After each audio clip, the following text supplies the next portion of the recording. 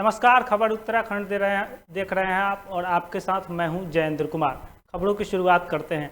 डोईवाला में रविवार को भारतीय किसान यूनियन के बैनर तले तमाम किसान नेताओं ने हरियाणा के खट्टर सरकार के खिलाफ प्रदर्शन करते हुए खट्टर सरकार का पुतला जलाकर विरोध प्रदर्शन किया और 3 कृषि कानून के खिलाफ वापस लेने की मांग की। इस दौरान किसानों पर लाठीचार्ज की निंदा करते हुए किसानों ने भारी गुस्सा जताते हुए मांग किया कि आंदोलनरत निर्दोष किसानों पर लाठीचार्ज सरकार की किसानों के प्रति संवेदना को दिखाता है। बता दें कि हरियाणा में हुई लाठीचार्ज की घटना की जांच के साथ दोषियों के खिलाफ कार्रवाई की मांग भी की गई है।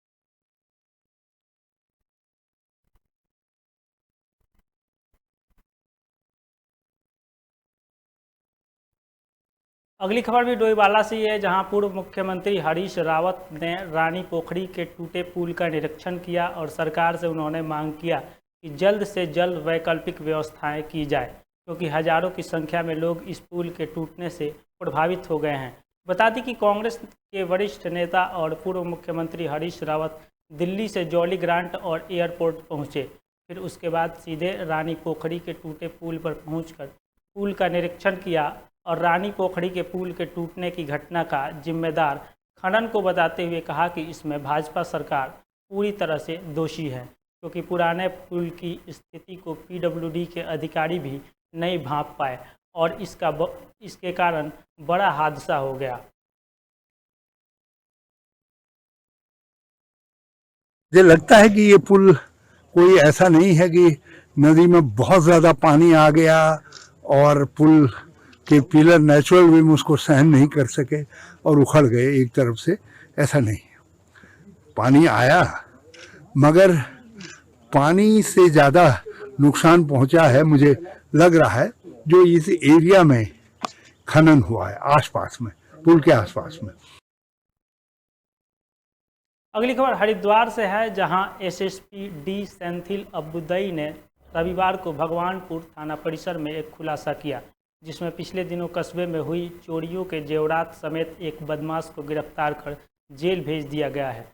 वहीं एसएसपी ने बताया कि लगभग 12 मुकदमों में वांछित अपराधी तौसीफ पुलिस गिरफ्त में है, जबकि दूसरा साथी फरार है और जल्दी से उसे भी गिरफ्तार कर जेल भेज दिया जाएगा। भगवानपुर थाना अध्यक्ष को इस उपलब्धि से खुश होकर एसएसपी हरिद्वार ने 2500 रुपये इनाम की घोषणा भी की है। दरअसल बता दें कि पिछले लंबे समय से क्षेत्र में छूटपुट चोरी की घटनाओं का अंजाम दिया जा रहा था, जिसके चलते पुलिस का सरदर्द बना हुआ था।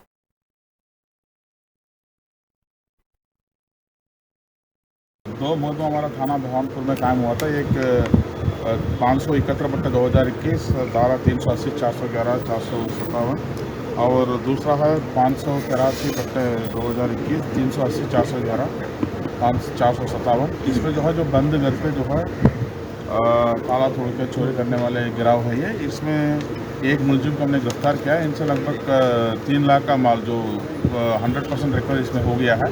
इनका नाम तौसीफ है और हमारा थाने में जो है इनका पहले भी मुकदमा है। इनका विरुद्ध गैंगस्टर एक्ट के अंतर्गत भी कार्रवाई किया है। इनका एक साथी है हसीन, वो जो भी फरार है, उनका तलाश का कार्रवाई। अगली खबर चमोली से है, जहां जिला मुख्यालय पर गढ़वाल सांसद और पूर्व मुख्यमंत्री तीरथ सिंह रावत ने शनिवार को जिला विकास समन्वय और निगरानी समिति की बैठक लेते हुए केंद्र पोषित योजनाओं की विस्तृत समीक्षा की और उन्होंने सभी जनप्रतिनिधियों और अधिकारियों को मिलकर योजनाओं के बेहतर क्रियान्वयन करने पर जोर दिया।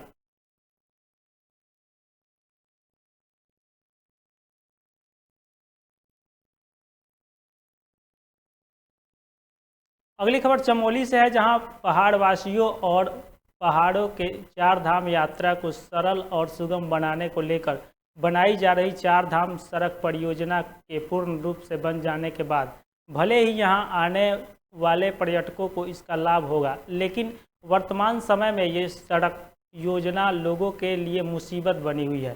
4 धाम सड़क निर्माण के चलते कर्णप्रयाग नगर पालिका के बहुगुणा नगर के 1 दर्जन परिवार खतरे की जद में आ गए हैं। वही जमीन धंस जाने के चलते लोगों के आवासीय भवनों में दरारें पड़ने से लोग परेशान हैं। यहाँ के लोगों ने अब प्रशासन से विस्थापन की मांग भी की है।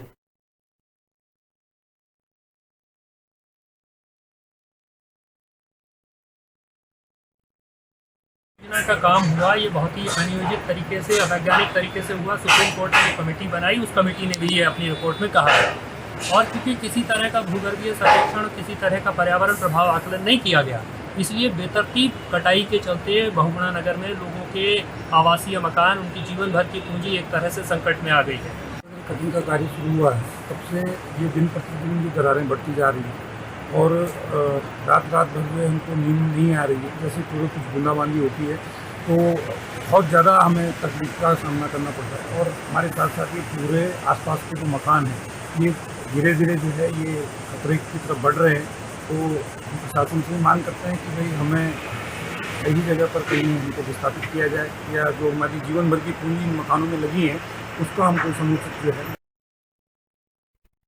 अगली खबर हरिद्वार के खानपुर से है, जहां विकास खंड की 23 ग्राम पंचायतों में राज्य सरकार द्वारा चलाई जा रही राष्ट्रीय ग्रामीण आजीविका योजना का लाभ महिलाओं को मिलना शुरू हो गया है। बता दें कि राज्य सरकार द्वारा चलाई जा रही राष्ट्रीय ग्रामीण आजीविका योजना के तहत महिलाओं को सीधे इसका लाभ लाभार्थियों को दिया जा रहा है। खानपुर विकास खंड की 23 ग्राम पंचायतों में 10 से 12 महिलाओं का समूह बनाकर 1,10,000 की राशि सीधे लाभार्थियों को दी जा रही है, ताकि महिला समूह में रहकर अपना कोई भी लघु उद्योग कर सके, जिसका लाभ सीधे तौर पर महिलाओं को मिलना शुरू हो गया है। महिलाएं अब अपना स्वयं का रोजगार कर मुनाफा कमा रही हैं।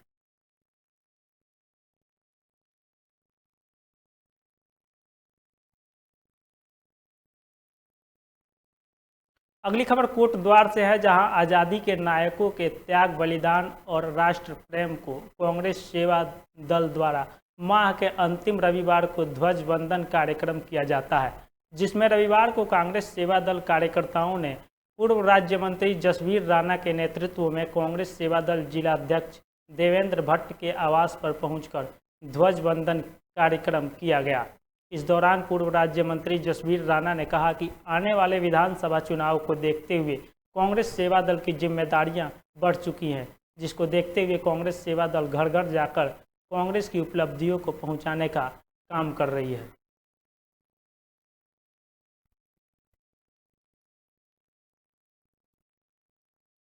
अब आगामी चुनाव को देखते हुए सेवा दल का और भी महत्वपूर्ण जो जिम्मेदारियां हैं बढ़ चुकी हैं। सेवा दल घर घर जाकर लोगों को जागृत करेगा और एक तिरंगा यात्रा भी निकालेगा, जिसमें सभी पदाधिकारियों के निवास पर तिरंगा लहराया जाएगा। अगली खबर लक्सर से है, जहां पुलिस को बड़ी सफलता मिली है। बता दें कि पुलिस ने करीब 1.5 सप्ताह की भागदौड़ के बाद एटीएम बदलकर ठगी करने वाले गिरोह का भंडाफोड़ कर दिया है, और वही गिरोह का सरगना पुलिस के हत्थे चढ़ गया है। बताया जा रहा है कि एटीएम बदलकर लोगों के बैंक खातों से पैसा उड़ा देने वाले गिरोह ने पुलिस की नाक में दम कर रखी थी। वही गिरोह द्वारा आए दिन लोगों के एटीएम कार्ड बदलकर पैसों की ठगी किए जाने के मामले लगातार सामने आ रहे थे। गिरोह के सदस्यों द्वारा विगत 15 अगस्त को लक्सर के ढांढेकी गांव निवासी महक सिंह का एटीएम बदलकर उनके बैंक से 1,07,000 रुपये की राशि उड़ा दी गई थी।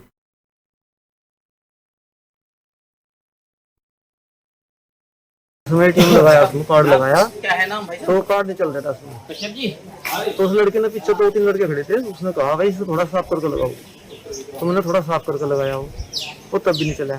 फिर उसने कहा थोड़ा कार्बन आया, इसको चिपल लाओ, मुझे मतलब साफ कर दूँ। तो उसने मेरे से लेकर और एक 2 सेकंड में ही उसने मेरा वापसी दे दिया, और फिर वो भी चला उसमें। उसमें टीम लगाया, उसमें कार्ड लगाया, तो कार्ड नहीं चल रहा था उसमें। तो उस लड़के ने पीछे 2-3। अगली बड़ी खबर लक्सर से है, जहां स्वास्थ्य विभाग ने कोरोना टीकाकरण अभियान चलाया है। बता दें कि 8 गांवों में ये टीकाकरण अभियान चलाया गया है, जहां पर 100% टीकाकरण कर दिया गया है। स्वास्थ्य विभाग ने ये 10 गांवों में विशेष रूप से अभियान चलाया है, जहां पे 8 गांवों में 100% टीकाकरण कर दिया गया है। स्वास्थ्य विभाग ने 10 गांवों में विशेष अभियान चलाया जिसके तहत टीकाकरण 100% 8 गांवों में कर दिया गया है।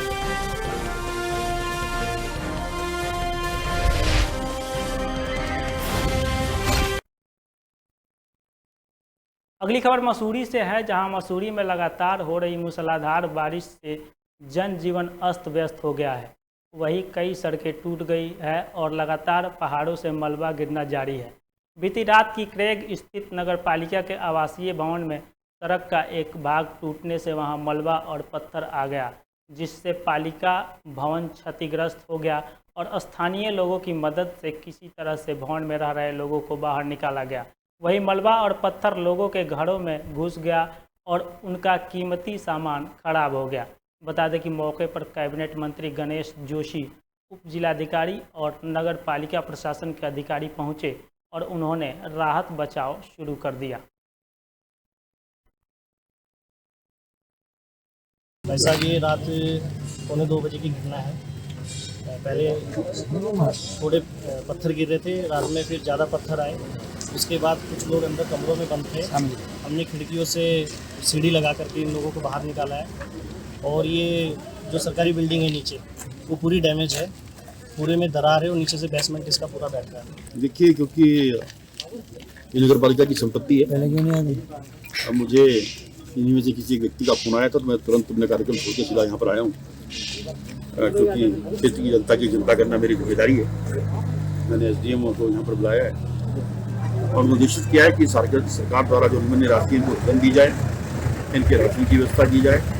और जैसा कि इन लोगों ने मुझे बताया कि यहाँ पर 3 परिवार एक ही इसमें शिफ्ट कर रखे हैं जो उचित नहीं है, तो मैंने कहा कि इनके रहने की अन्य व्यवस्था जो है कराई करी जाए। और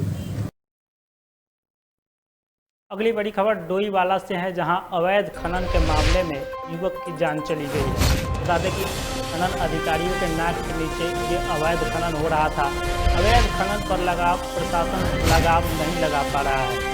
ये बड़ी खबर डोईवाला से है, जहां खनन अधिकारियों के नाक के नीचे ये काम चल रहा था और प्रशासन इस पर लगाम नहीं लगा पा रहा है।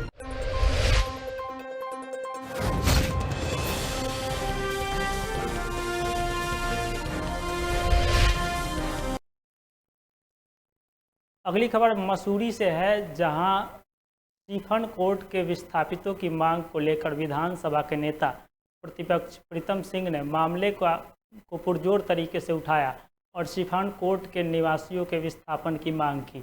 बताते चले कि इसको लेकर स्टीफन कोर्ट से बेघर हुए लोगों को उम्मीद जगी है कि अब उन्हें आशियाना मिल पाएगा। वहीं स्टीफन कोर्ट के निवासियों ने सदन में मुद्दा उठाए जाने पर खुशी जाहिर की है। स्टीफन कोर्ट के मुद्दे पर पूर्व विधायक ज्योत सिंह गुंथोला ने कहा कि कांग्रेस लगातार प्रदेश के लोगों की आवाज़ उठाती रही है और आज नेता प्रतिपक्ष ने इसे साबित भी कर दिया है कि कांग्रेस प्रदेश के लोगों के लिए लगातार लड़ाई लड़ती रही है। प्रीतम सिंह जी का दिल से आभार करता हूँ, उन्हें दिल से प्रणाम करता हूँ जो उन्होंने हमारे मसूरी विधानसभा वासियों के लिए, पहाड़ी बमली क्षेत्र के लोगों के लिए मुद्दा उठाया सदन में। उनका दिल से आभार करता हूँ। और दूसरा, मैं स्टीफन कोर्ट वासियों के उसमें ये बोलता हूँ कि स्टीफन कोर्ट वासियों को जल्द से जल्द इनको मकान मुहैया कराना चाहिए। और दूसरा ये है कि हमारे विधायक गणेश जोशी जनप्रतिनिधि सरकार में भी है, केंद्र में इनकी सरकार है, तो ये पहले ही इनको आवास आवंटित करा सकते थे, पर इन्होंने अपने जनप्रतिनिधियों, अपने उसमें भूमाफियाओं को फ़ायदा दिलाने के लिए इन्होंने काफ़ी है संत के घेरे में भी है। और क्योंकि इन्होंने अपने को फ़ायदा उठाने के लिए खाली इन लोगों को, गरीब लोगों को यहाँ से उठाया गया है। इस बुलेटिन में सिर्फ इतना ही। देश और दुनिया की तमाम खबरों के लिए देखते रहिए लोकमंच न्यूज़। नमस्कार।